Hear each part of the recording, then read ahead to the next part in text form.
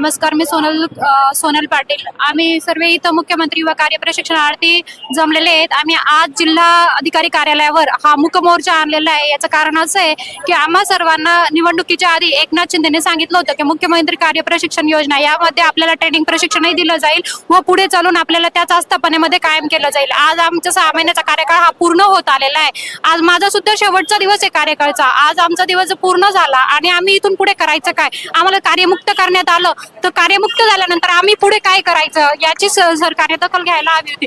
एकनाथ शिंदे साहेबांना जिल्हाधिकारी कार्यालय या इथे मोर्चा आणून आणि आयुक्त साहेबांना निवेदन देऊन आम्हाला फक्त एकच विनंती आहे की त्यांनी आमचं निवेदन हे एकनाथ शिंदे साहेबांपर्यंत पोहोचवावं व आपल्याला सर्वांच्या वतीने ही विनंती राहील की आमचं युवा शक्ती ही भारताचं किंवा महाराष्ट्राचं म्हटलं तरी ते भविष्य आहे आणि हे भविष्य आहे बेरोजगार होऊ नये याची दखल आपण घ्यावी व लवकरात लवकर जो निर्णय तुम्ही आम्हाला दिलेला आहे तो निर्णय आम्हाला GR या थ्रू लवकरात लवकर पास व्हावा व सर्वांपर्यंत पोहोचवावा व आम्हा सर्वांना पुन्हा कार्यरत करावे व आमची पुढची सुद्धा कायम होण्याची तरतूद करावी।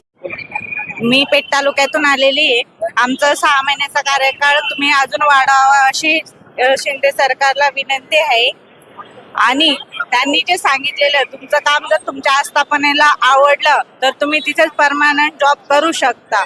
जर सर वरूनच त्यांनी काही अजून आदेश दिलेला नाही तर याचा अर्थ आम्ही काही समजायचं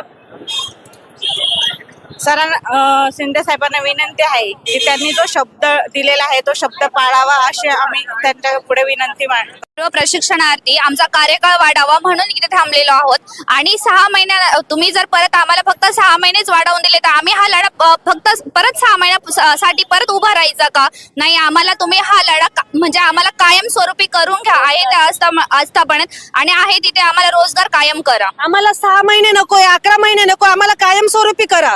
आहे त्या आस्थापनेमध्ये आम्हाला कायमस्वरूपी रोजगार मिळवून द्या तुम्ही। आमची एवढीच सर्व प्रशिक्षणार्थी इच्छा आहे आणि त्या सरकारने आमची इच्छा पूर्ण करावी। सर्व आमचा जो मूक मोर्चा आहे तो आंदोलनामध्ये मोर्चा आम्ही उपोषणामध्ये हे करू।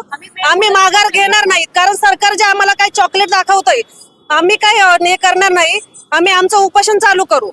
हो, आतमध्ये गेलेले आमचं शिष्टमंडळ काही बोलणं झालेलं नाही, अजून नाही झालं ते अजून आतमध्ये आमचं जे शिष्टमंडळ गेलेलं आहे त्यांनी पॉझिटिव्ह रिस्पॉन्स दिला आहे।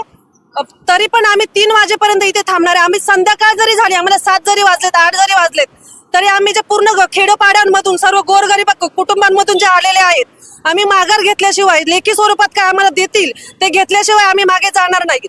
आणि शिंदे साहेब जे सारखे बोलताय की तुम्हाला वाऱ्यावर सोडणार नाही फक्त हे आम्हाला जी तुम्ही घोषणाबाजी करताय ही फक्त पूर्ण मतदानासाठी करताय। फक्त आम्ही कुठलंही आपलं आश्वासन फक्त लेखी स्वरूपात पाहिजे आम्हाला। लोकशास्त्र न्यूजसाठी बंटी आढाव, नाशिक।